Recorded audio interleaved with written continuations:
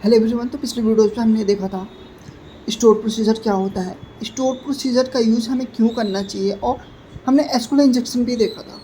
ठीक है। और हमने स्टोर प्रोसीजर का यूज़ करा था डाटा इंसर्ट करने के लिए। इस वीडियोस में हम क्या करेंगे, डाटा को गेट करना है। ठीक है। डाटा बेस से डाटा को स्टोर प्रोसीजर्स के थ्रू डाटा को हम कैसे गेट कर सकते हैं ये देखेंगे। तो एक मैंने डाटाबेस बनाया था ऑनलाइन क्लासेस के नाम से, और उसके अंदर एक मैंने यहाँ पे टेबल बनाया था स्टूडेंट डिटेल के नाम से, और एक मैंने स्टोर प्रोसीजर भी क्रिएट करा था। ठीक है। जिसका नाम मैंने क्या रखा था, स्टूडेंट डिटेल। ठीक है। इसको मैं मॉडिफाई करता हूँ, और जैसा कि मैं आपको दिखाता हूँ एसपी स्टूडेंट डिटेल के नाम से मैंने अपना क्या करा था, स्टोर प्रोसीजर क्रिएट करा था। ठीक है। तो अब हमें क्या करना है, अब हमें डाटा को गेट करना है। जो डाटा हम इसमें इंसर्ट किया है ना स्टोर प्रोसीजर के थ्रू, मैंने ये भी बताया था डाटा को इंसर्ट कैसे कर सकते हैं स्टोर प्रोसीजर का यूज़ करके। तो आज हम देखने वाले हैं डाटा को गेट कैसे कर सकते हैं स्टोर प्रोसीजर का यूज़ करके। ठीक है। तो यहाँ पे सबसे पहले मैंने क्या करा, अपने डाटाबेस को यूज़ करा। यूज़ डाटाबेस नेम, जो भी डाटाबेस नेम है, या फिर आपको मैंने एक और तरीका बताया था आप अपने डाटाबेस को कैसे यूज़ कर सकते हो।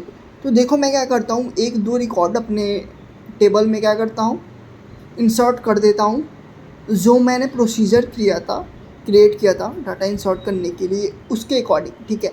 तो यहाँ पे मैंने 5 पैरामीटर लिया था या 4 लिया था शायद, जब मैं डाटा इंसर्ट करवा रहा था। तो नेम लिया था, जेंडर लिया था, मोबाइल नंबर लिया था, और क्लास लिया था।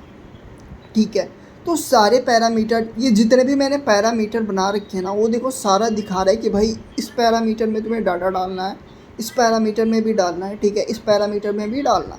जब तक मैं सारे पैरामीटर में अपने डाटा को नहीं डालूँगा तब तक ये देखो ऊपर के साइड एक सिंबल दिखा रहा है आपको कि कौन कौन सा पैरामीटर मैंने इस प्रोसीजर में यूज़ किया था।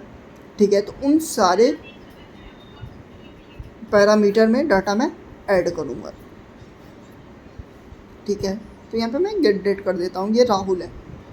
तो राहुल का मैंने यहाँ से क्या करा, एग्जीक्यूट करा, डाटा ऐड करा। तो यहाँ पे बोल रहा है कि भाई सिंटैक्स एरर है। सिंटैक्स एरर क्यों आ रहा है, क्योंकि यहाँ पे मैंने गेट डेट कर रखा था जिसकी वजह से सिंटैक्स एरर आ रहा है। लेकिन गेट डेट क्या करता है, करंट डेट एंड टाइम निकाल के देता है, लेकिन फिर भी यहाँ पे क्या हो रहा है, ये एरर दे रहा है। तो मैं एक काम करता हूँ, उसको स्ट्रिंग फॉर्मेट में डाटा को ऐड करता हूँ, जो डेटा ऑफ बर्थ है उसको। ठीक है।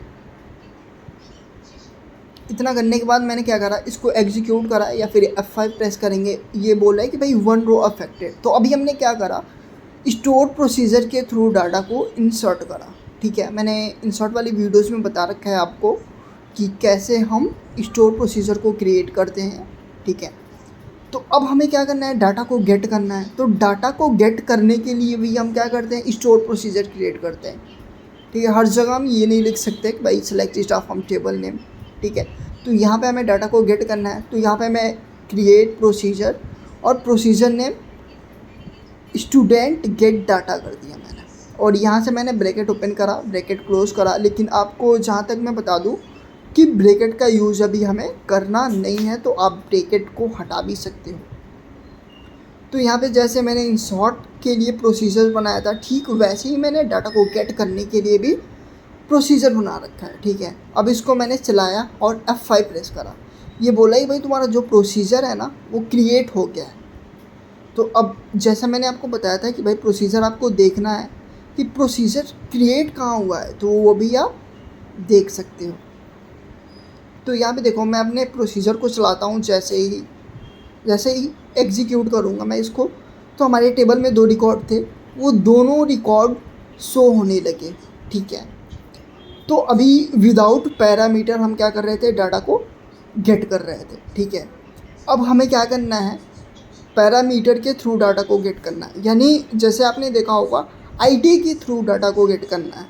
ठीक है। बहुत बंदे बोलते हैं कि भाई ये आईडी के थ्रू इस डाटा को गेट कर लें, तो अब हम आईडी के थ्रू भी डाटा को गेट कर सकते हैं। तो यहाँ पे ठीक उसी को प्रोसीजर को मैंने कॉपी पेस्ट करा। ठीक है। और यहाँ पे देखो अभी मेरे टेबल में कितने रिकॉर्ड हैं, 2 रिकॉर्ड हैं। तो अब मुझे क्या करना है ना, आईडी के थ्रू डाटा को गेट करना है। तो यहाँ पे मुझे एक पैरामीटर लेना पड़ेगा। अगर आईडी के थ्रू गेट करना है तो पैरामीटर लो, अगर नेम के थ्रू गेट करना है तो एक और पैरामीटर लेना पड़ेगा। तो मैंने केवल आईडी लिया, ठीक है, क्योंकि मुझे आईडी के थ्रू डाटा को गेट करना है। इतना करने के बाद यहाँ पे हम वेयर कंडीशन लगाएंगे, select staff from table name where किसके थ्रू डाटा गेट करना है, आईडी के थ्रू, इक्वल टू @id जो हमने पैरामीटर लिया था वो, ठीक है। इतना करने के बाद अभी देखो, अगर मैं प्रोसीजर को क्रिएट करता हूँ ना तो ये क्रिएट नहीं करने देगा, बोलेगा भाई इस नाम से ऑलरेडी मेरे पास क्या है,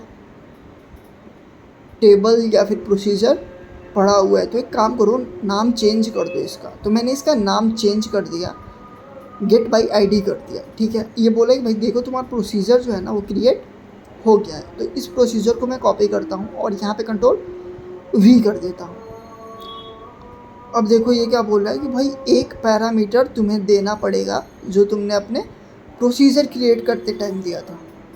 तो मैं क्या करता हूँ, यहाँ प्रोसीजर में आईडी इक्वल टू, सबसे पहले मैं अपने टेबल को एग्जीक्यूट करूँगा और यहाँ पे जो भी आईडी होगा उसको कॉपी करूँगा और यहाँ पे ये इंटीजर टाइप है तो ये सिंगल कोटेशन के अंदर नहीं आएगा। और जैसे मैंने एग्जीक्यूट करा, ये देखो एक डाटा क्या हुआ, गेट हो गया, ठीक है। तो ऐसे यूज़ कर सकते हैं हम प्रोसीजर का। दो का भी करना है तो दो का भी कर सकते हो। ऐसे हम अपने आईडी के थ्रू डाटा को गेट कर सकते हैं और सेलेक्ट स्टेटमेंट भी चला सकते हैं। इसका यूज़ हम मल्टीपल तरीके से कर सकते हैं, ठीक है। तो ऐसे लेकिन हमारी वीडियोस के साथ मिलते हैं अगली वीडियोस में। Thanks for watching and please subscribe my channel.